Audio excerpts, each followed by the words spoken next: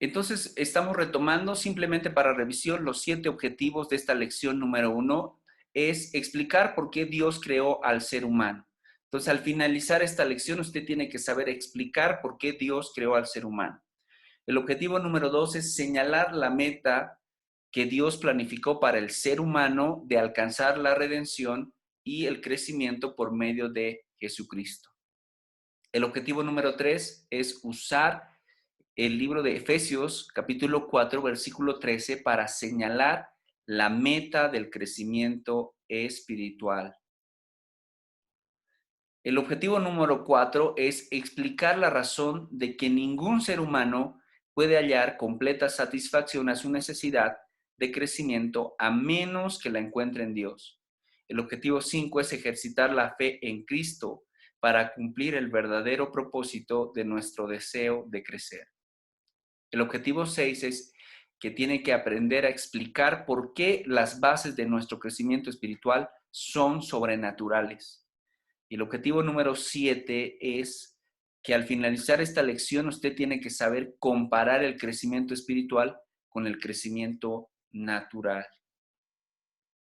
La anterior semana habíamos quedado en el objetivo número 3 de usar Efesios capítulo 4 versículo 13 para señalar la meta del crecimiento espiritual. Y leyendo habíamos visto que el libro de Efesios capítulo 4 del versículos 11 al 16 habla que Dios constituyó los ministerios, ¿no? Los apóstoles, profetas, maestros, evangelistas y pastores, a fin, dice, de perfeccionar a los santos, y dice, para que todos lleguen a la estatura de la plenitud de Cristo, para que ya no sean, dice, llevados por doquier, sino que haya una madurez, haya una unidad de la fe, y ese es el objetivo muy importante. Ahora, la aplicación, estos ya son como tareas que se tienen que hacer. Según el libro de Efesios capítulo 4, versículo 11, ¿cuáles son los ministradores que Cristo ha designado para ayudarnos a alcanzar la madurez espiritual? Usted tiene que buscar ese versículo y anotar los 5 ministros o ministradores que Cristo ha designado para ayudar a alcanzar la madurez espiritual. La aplicación número 4, usted la tiene que hacer también, dice, según Efesios capítulo 4, versículo 13, ¿cuál es la meta del crecimiento espiritual? Según Efesios capítulo 4, versículo 13, ¿cuál es la meta del crecimiento espiritual? Entonces usted tiene que anotarlo eso como parte de su tarea. Continuemos. Seguimos con el objetivo 3. En Efesios capítulo 4, versículos 13, las palabras que algunas versiones traducen como varón perfecto, es traducida por otras como hombre maduro. La Biblia de las Américas, por ejemplo, habla el varón perfecto, es como un hombre, en este caso, o una mujer, o sea, madura. Eso sería hasta que todos lleguen a la estatura de la plenitud de Cristo, a un varón perfecto, sería un hombre o una mujer madura. Compare, dice el libro de Mateo capítulo 19, versículos 21 y Filipenses 3:12 con Colosenses 1:28.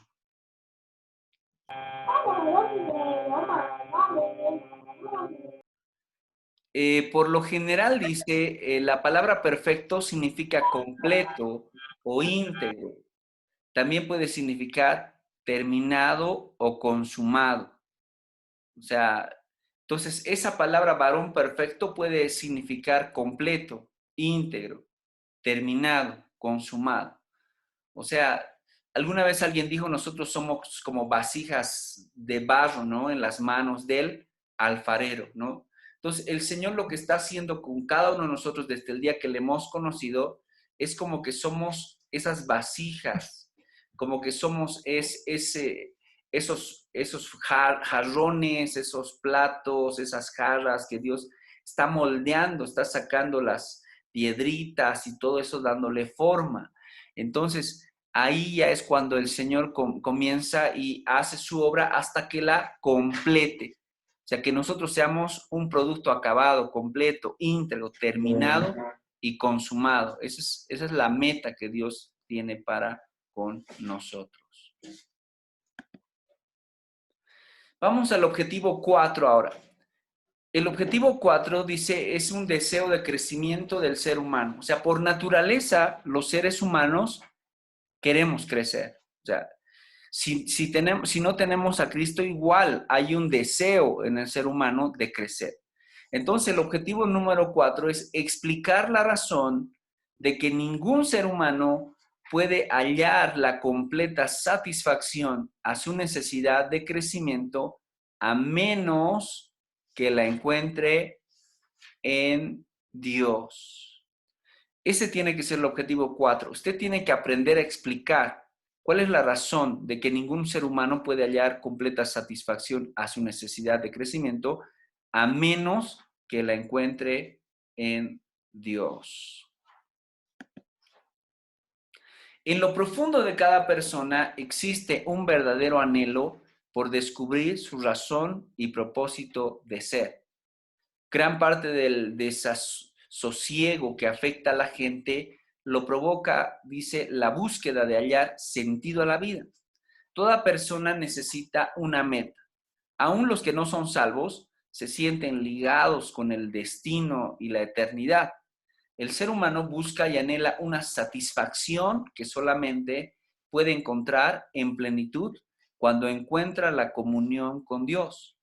La personalidad humana solo puede adquirir su pleno desarrollo en una relación Dios-hombre que agrada a Dios.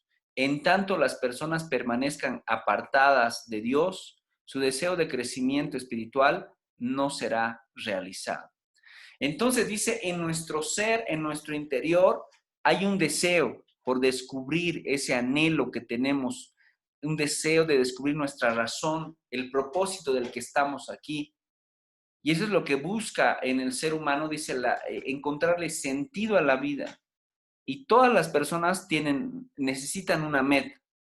Ahora, los que no conocen a Dios también, obviamente, se sienten ligados a querer hacer algo con su destino y tal vez a veces están en ese problema de saber, no saber más bien cómo va a terminar sus vidas o qué hay después de la muerte, que hay una duda en cada ser humano, hay una incertidumbre.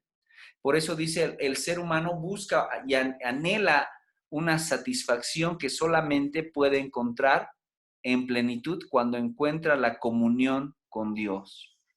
O sea, hay un vacío en el ser humano que lo quiere llenar haciendo, alcanzando metas, objetivos y todo ello. Pero dice, la satisfacción plena la vamos a encontrar en comunión con Dios. La personalidad humana solo puede adquirir su pleno desarrollo en esa relación, el Dios creador con el hombre. Y esa es esa relación que le agrada al creador, ¿no? En tanto las personas permanezcan apartadas de Dios, su deseo de crecimiento espiritual no va a ser realizado.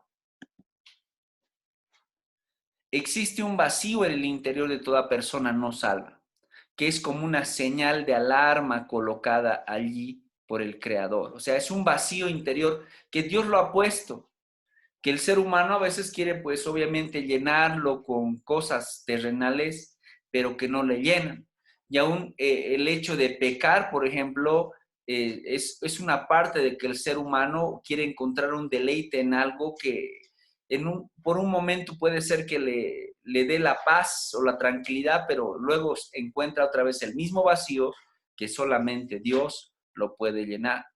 Cuando no cumplimos con los propósitos de Dios, dice, experimentamos una gran aflicción espiritual comparada al dolor físico provocado por la pérdida, por ejemplo, de un brazo o de una pierna, ¿no? O sea, cuando no cumplimos con el propósito de Dios, uno puede sentir como que ha perdido algo, le falta algo, ¿no? Imagínense, obviamente, todos ustedes son personas que tienen todos los miembros, pero ¿a quién le gustaría perder una parte de su cuerpo, por ejemplo? Tal vez ustedes han perdido alguna vez una uña y cómo se han sentido sin esa uña, cuánta necesidad de esa uñita, ¿no? Porque y uno dice, pucha, una cosa tan pequeña hace la diferencia. Sí. Entonces, así es, dice, cuando el ser humano no cumple con los propósitos de Dios. Es como que le faltara una parte de su cuerpo. Muchas veces la gente encuentra en el pecado un escape temporal de esa aflicción espiritual. Lo temporal de este escapismo es parecido al alivio que los medicamentos dan al dolor físico. Entonces, la gente que no conoce a Dios, o aún a veces nosotros puede ser que queremos encontrar un escape, dice, en el pecado, un escape temporal de ese vacío espiritual. Pero ese escape temporal se puede parecer como que, pues, mientras dura el efecto del medicamento. Alguna vez ustedes tal vez han hecho una extracción en la muela o le han inyectado para hacer algún trabajo ahí en su dentadura y pues como que uno se siente adormecido y no siente el dolor. Pero ¿qué es lo que pasa cuando termina la inyección de la anestesia, ¿no? O sea, ya uno comienza a sentir, wow, que le falta algo. Y así a veces puede compararse el pecado como una inyección, como una medicina que alivia el momento, pero al final igual se va a volver a lo mismo.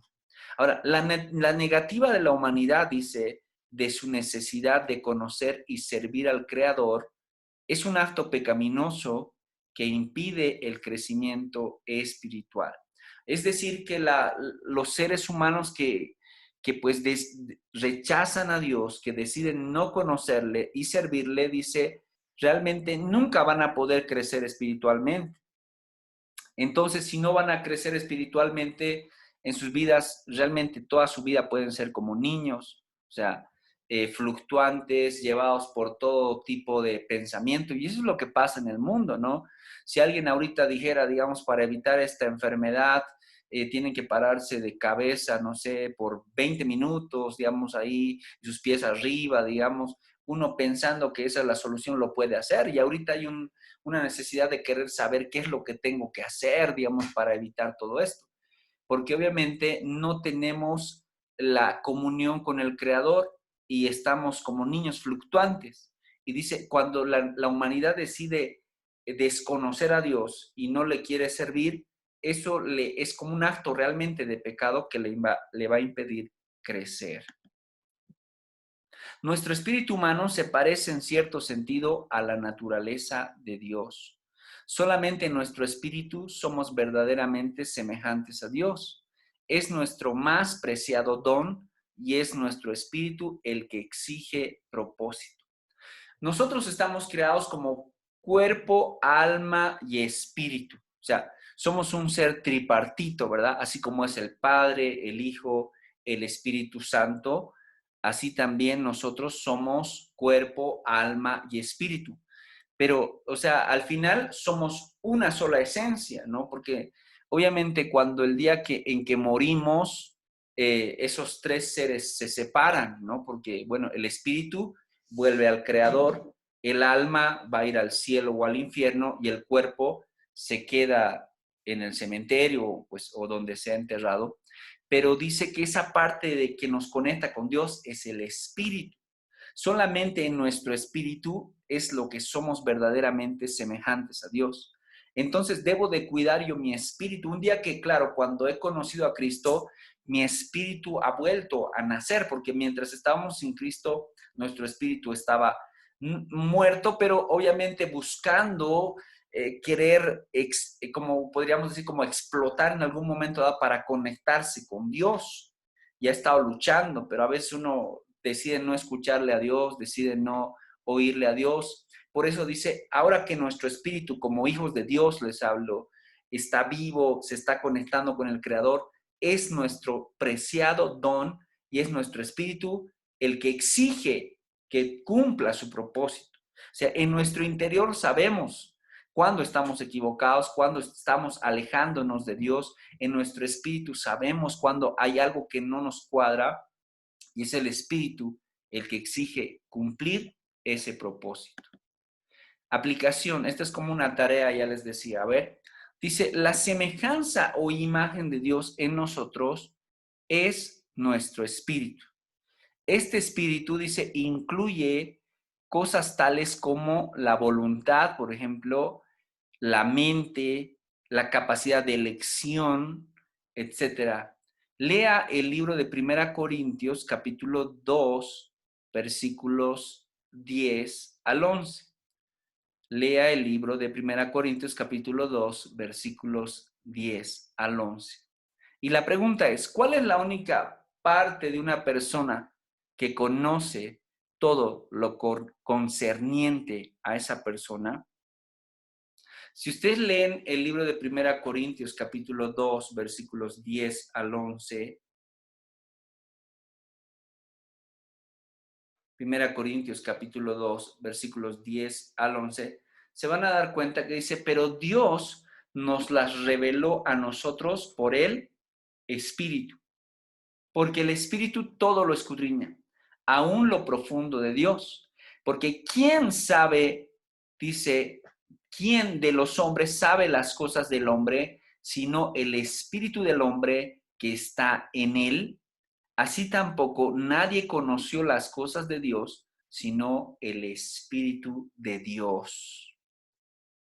Entonces la pregunta sería, ¿cuál es la única parte de una persona que conoce todo lo concerniente a esa persona? Nuestro espíritu. Esa sería la respuesta. Nuestro espíritu. Según Romanos 8:16, ¿de qué manera el Espíritu de Dios nos declara que somos hijos de Dios? Romanos 8:16.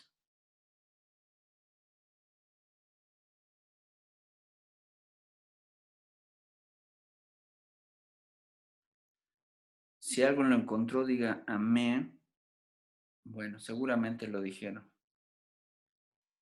Romanos 8:16 dice, el Espíritu mismo da testimonio. ¿A quién dice?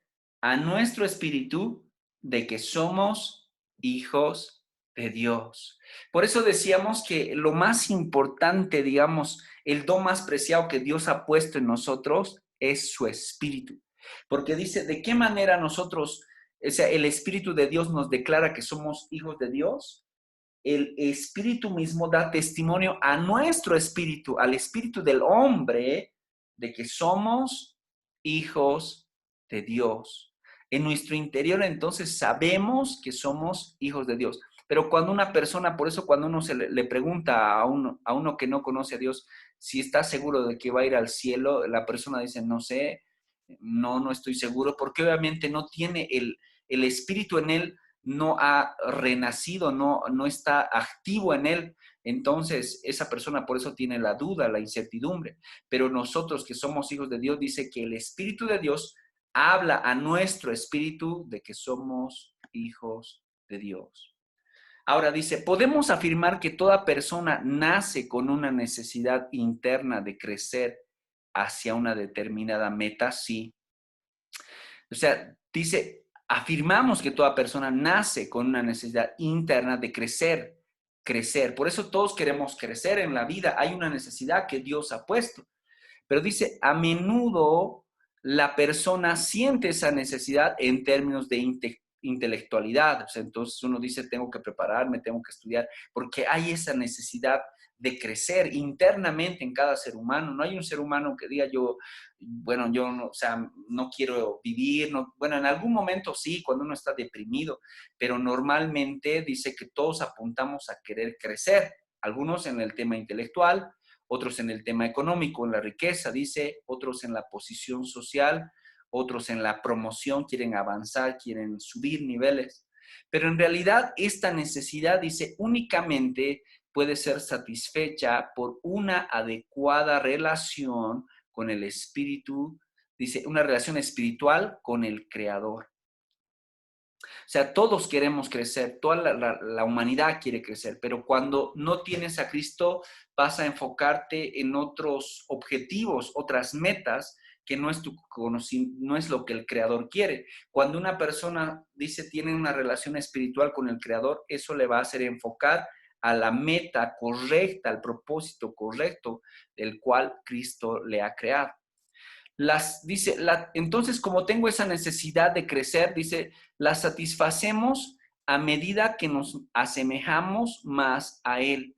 Solo entonces somos capaces de tener una verdadera comunión con Dios. La necesidad o deseo de crecer de toda persona es una cualidad que llega a ser un deseo divino cuando concentra su atención en lograr el crecimiento espiritual. Entonces, cuando nosotros hemos conocido a Cristo, lo que dice es que el Espíritu de Dios en nosotros ahora se ha enfocado bien, tiene su objetivo claro. ¿Y cuál es el objetivo del Espíritu en nosotros? Es lograr un crecimiento espiritual. Entonces, cuando yo tengo la comunión con Dios, estoy constantemente con Él, esa semejanza de Dios en mí a través de su Espíritu me va a hacer crecer espiritualmente. Hay un ejemplo que se pone aquí.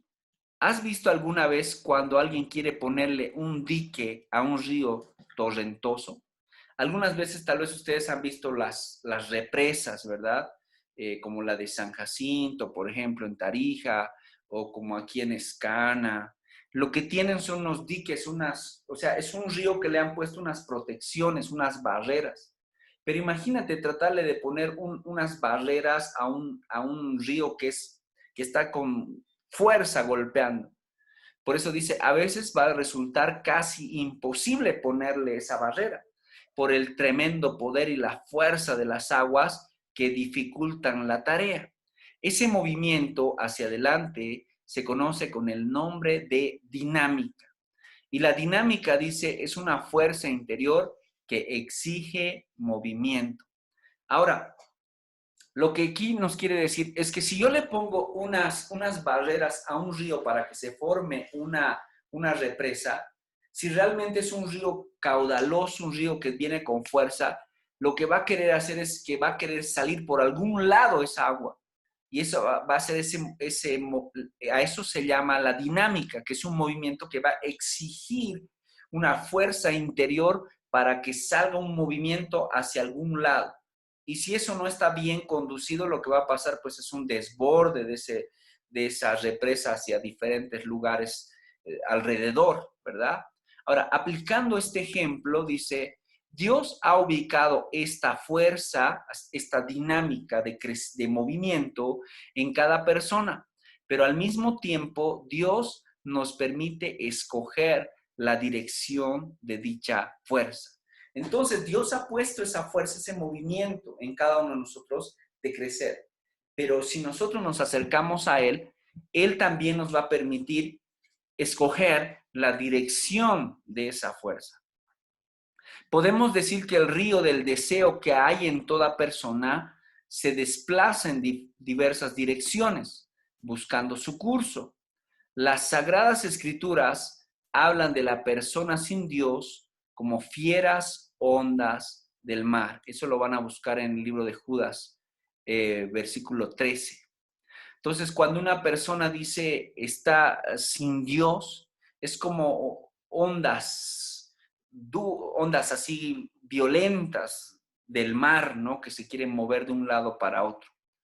Los que no son salvos, voy a volver atrás, dice, los que no son salvos utilizan esta fuerza dinámica con propósitos egoístas. O sea, tienen esa dinámica también ellos, pero sin Dios, esa dinámica, ese movimiento lo van a llevar con propósitos egoístas, que en última instancia son insatisfactorios. Nosotros los creyentes, por otra parte, debemos de aprender a usar esta dinámica para buscar la madurez en Dios. Entonces, ahora que yo entiendo que el espíritu que Dios ha puesto en mí anhela ese crecimiento, anhela ese movimiento, yo tengo que enfocarme en Él y Él me va a hacer que pueda yo alcanzar la meta que Dios quiere en mí. Vamos a la aplicación. Por ejemplo, el samaritano, se habla en la Biblia la parábola del buen samaritano, ¿verdad? esa parábola, o sea, el samaritano en ese tiempo era una persona que no era querida por los judíos. A los ojos de los judíos, los samaritanos eran considerados pecadores, eran considerados inclusive personas con las cuales no deberías de conversar, ni juntarte, ni acercarte. Al punto seguramente que los judíos cuando veían a un samaritano cruzaban a la vereda del frente por no toparse, digamos, los veían así. Pero cuando Jesús habla de esta parábola del buen samaritano, lo que les daba a ellos a entender es que realmente esta persona eh, tenía ese amor que tal vez aquellos que decían conocerlo no lo aplicaban. Y cuando leemos esta parábola, ¿qué es lo que dice? ¿Cómo el samaritano permitió que su dinámica de piedad cumpliera el propósito de Dios? Si lo leemos en Lucas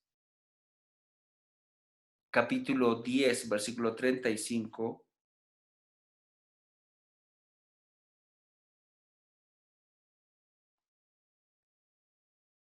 versículos 30 al 35,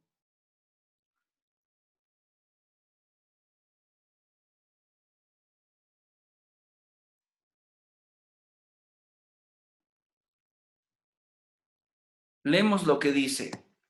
Respondiendo Jesús dijo, un hombre descendió de Jerusalén a Jericó y cayó en manos de ladrones, los cuales le despojaron e hiriéndole se fueron, dejándole medio muerto. Aconteció que descendió un sacerdote por aquel camino y viéndole pasó de largo. Asimismo, un levita llegando cerca de aquel lugar y viéndole pasó de largo. Pero un samaritano que iba de camino vino cerca de él y viéndole fue movido a misericordia. Y acercándose, vendó sus heridas, echándoles aceite y vino y poniéndole en su cabalgadura, lo llevó al mesón y cuidó de él. Al otro día, al partir, sacó 2 denarios y lo dio al mesonero y le dijo, cuídamele, y todo lo que gastes de más, yo te lo pagaré cuando regrese. Creo que la clave es cuando dice en el versículo 33, y viéndole el samaritano, dice, fue movido. O sea, ese movimiento, esa dinámica, ¿a qué le llevó? O sea, esa dinámica de piedad a que cumpliera el propósito de Dios, se movió a la misericordia, a la misericordia. Entonces, el samaritano permitió que esa dinámica de piedad lo llevara a la misericordia para hacer algo por esa persona. Le vendó las heridas, le echó aceite y vino, le puso en su cabalgadura, lo llevó al mesón, cuidó de él, etcétera. Inclusive pagó por adelantado, dice al mesonero, y le dijo que le cuidara y si le debía más al volver, que se lo iba a pagar lo que gaste de más. Bueno, con esto hemos concluido lo que es el objetivo número 4. En la próxima sesión vamos a ver lo que es el objetivo número 5.